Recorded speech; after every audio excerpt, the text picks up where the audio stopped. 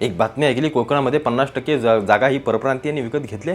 आपल्या कोकणामध्ये, महाराष्ट्रामध्ये तेच हाल. सगळ्या जागा या बाहेरच्या लोकांनी येऊन विकत घेतलेत.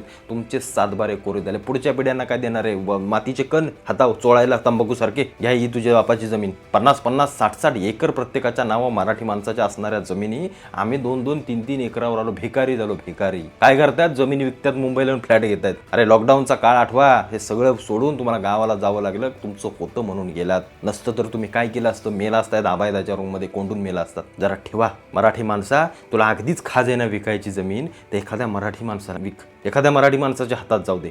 कारण गेलेली जमीन पुन्हा विकत घेता येत नाही. आणि मराठी माणसामध्ये तसला किडा नाही जमीन विकत घ्यायचा. आम्हाला गाड्या लागतील, आम्हाला शौक शवणीच्या गोष्टी लागतील.